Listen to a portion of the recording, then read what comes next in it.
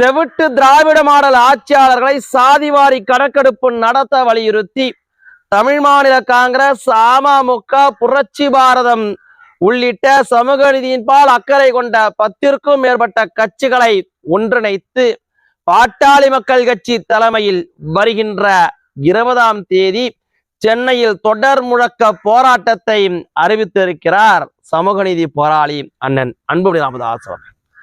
சமூக நீதி காவலர் மருத்துவர் ஐயா அவர்கள் அரை நூற்றாண்டு காலமாக சமூக நீதியை வென்றெடுப்பதற்காக அயராது போராடிக்கிட்டு இருக்கிறாங்க.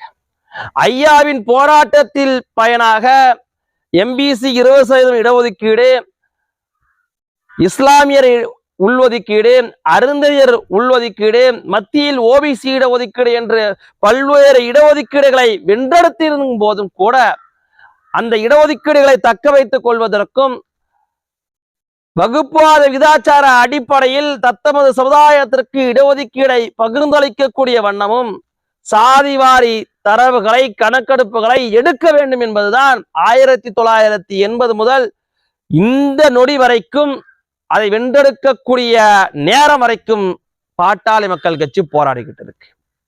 ஆனால் சமூக நீதி என்று வாய்க்கிழிய பேசி ஆட்சியில் வந்தவர்கள், மாநில சுயாட்சி என்று பேசி ஊரை ஏமாற்றி ஆட்சியில் வந்தவர்கள் சாதிவாரி தரவுகளை சேகரிப்பதற்காக துளியும் அசையாமல் செவிடர்களைப் போல நடித்து கொண்டிருக்கிறார்கள். எஜமானர் பாஜகவிடம் கேட்டுவிட்டுத்தான் சாதிவாரி கணக்கெடுப்பு நடத்துமாம் திமுக. இதுதான் திமுகவுடைய மாநில சுயாட்சி பேசிய லட்சணம். பீகாரும் தெலுங்கானாவும் என்னமோ யுனைடெட் ஸ்டேட்ஸ்ல ஒரு மாநிலமாக, ஒரு மாகாணமாக இருப்பது போல, தமிழ்நாடு என்னமோ செவ்வாய் கிரகத்துல இருப்பது போல வேடிக்கையை காமிச்சுக்கிட்டு நாடகம் நடத்திக்கிட்டு இருக்குது இந்த திராவிட மாடல் ஆட்சி. பீகார், தெலுங்கானா மாநிலங்களை பின்பற்றி தமிழ்நாட்டிலும் சாதிவாரி தரவுகளை வெறும் 3 மாத காலத்திற்குள்ளாக எடுத்துவிட முடியும் என்பதுதான் நிதர்சனமான உண்மை. ஆனால் சாதிவாரி தரவுகளை எடுத்து விட்டால் பிற்படுத்தப்பட்ட, மிகவும் பிற்படுத்தப்பட்ட, வஞ்சிக்கப்பட்ட மக்கள் வாழ்ந்து விடுவார்களே என்கின்ற ஒரே காரணத்திற்காக இத்தனை நாட்களாக இவர்களை ஏற்றி ஏமாற்றி பிழைத்து வந்ததில் மண்ணு விழுந்து விடுமோ என்கின்ற ஒரு அற்ப காரணத்திற்காக அதை எடுக்க தயாராக இல்லை இந்த திமுக அரசு. இதனால் வரைக்கும் ஏமாற்றிட்டு வந்தீங்க.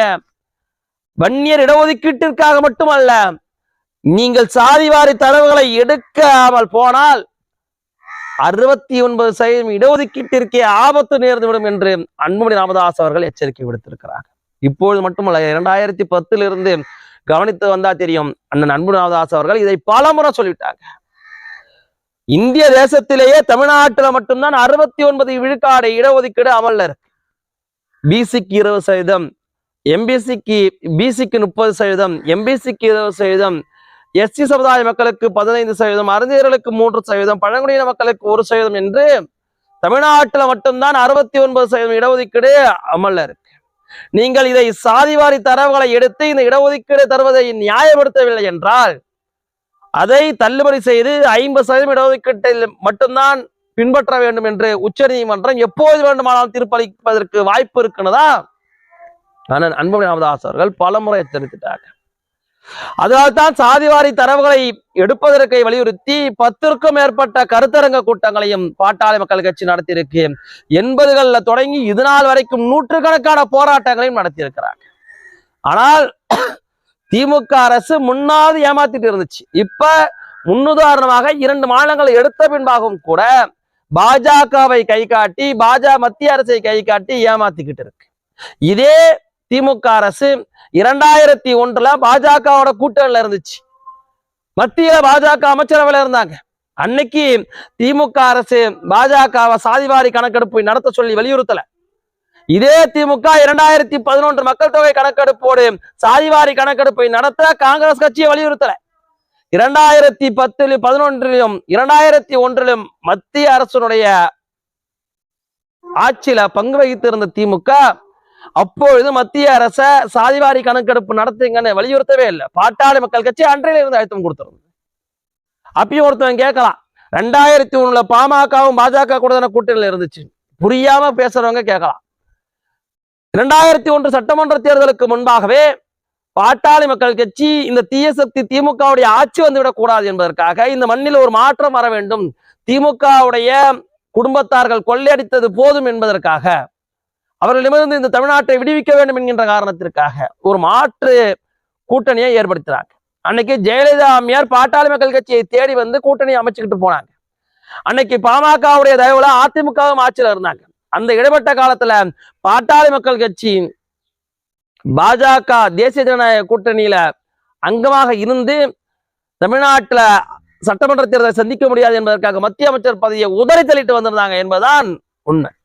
அந்த காலகட்டத்தில் தான் ஒரு சாதிவாரி கணக்கு மக்கள் தொகை கணக்கெடுப்பு நடந்திருக்கணும்.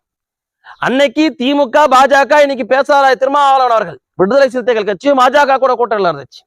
அன்னைக்கு திமுகவும் விசிகவும் அதை பற்றி வாய் திறக்கல. சரி, 2011 2009 ஈழ தொப்புள் கொடி உறவுகள் கொண்டு ஊக்கப்பட்ட பின்பாக அதை காரணமாக இப்படி கொலகார காங்கிரஸ் கட்சியோட கூட்டணியில் இருக்க முடியாது என்று பாட்டாளி மக்கள் கட்சி வெளியேறிச்சு. ஆனாலும் அந்த பிணவாடைக்கு மத்தியிலும் மத்திய அமைச்சர் பதவிக்காக திமுக அந்த கூட்டணியில் தான் அங்கமாக இருந்தது. அப்போது 2011 நடந்த மக்கள் தொகை கணக்கெடுப்போடு சாதிவாரி கணக்கெடுப்பு நடத்தணும்னு திமுக வலியுறுத்திருக்கலாம். அப்போது நடத்தல. 2021 பாட்டாளி மக்கள் கட்சி பாஜக கூட்டணியில் இருக்குதுன்னு சொல்றாங்க. ஆனால் 2021 கொரோனா காலகட்டத்தை காரணம் காட்டி சாதிவாரி தரவுகளை மக்கள் தொகை கணக்கெடுப்பிலே நடத்தல. அடுத்து வரக்கூடிய மக்கள் தொகை கணக்கெடுப்புல சாதிவாரி கணக்கெடுப்பு நடத்தணும்னு பாட்டாளி மக்கள் கட்சி முழுமையாக உங்களுடைய எம்பி எல்லாம் பாராளுமன்ற கேண்டீன்ல பஜ்ஜி சொஜ்ஜி சாப்பிட்டு இருக்கிறப்ப அண்ணன் அன்பு ராமதாஸ் அவர்கள் கடுமையாக வலியுறுத்தினாங்க. பல முறை பிரதமரை சந்தித்து மருத்துவர் ஐயா அவர்களும் மருத்துவர் அண்ணன் அன்பு ராமதாஸ் அவர்களும் கோரிக்கையும் வைத்திருக்கிறாங்க. அதற்கான பணியை பாட்டாளி மக்கள் கட்சி செஞ்சுட்டு இருக்கு. அதற்கு முன்பாக மற்ற மாநிலங்களை போல சாதிவாரி தரவுகளை சேகரித்து 69% இடஒதுக்கீடு நியாயப்படுத்தவும், பன்னிரலுக்கான 10.5 விழுக்காடு இடஒதுக்கீடு, அதுக்கு சாதிவாரி தரவுகள் கூட தேவையில்லை, 10% இடஒதுக்கீட கொடுப்பதற்கு இவர்களுக்கு ஒரு குறிப்பிட்ட டேட்டா இந்த டிஎன்பிஎஸ்சி மூலமாகவோ குறிப்பிட்ட தரவுகளை எடுத்து கூட அது நியாயப்படுத்தலாம். சுப்ரீம் கோர்ட் அதான் சொன்னிச்சு.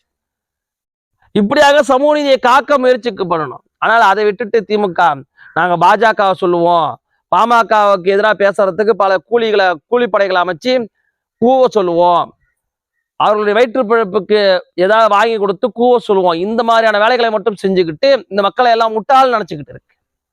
ஆனால் ஒருபோதும் பாமக தன்னுடைய பாதையிலிருந்து எதை கண்டு விலக போறதில்லை. சாதிவாரி தரவுகளை சேகரித்து சமூக நீதி நிலைநாட்ட வேண்டும் என்பதில் பாட்டாளி மக்கள் கட்சி அரை நூற்றாண்டு காலமாக உறுதியா நிற்குது.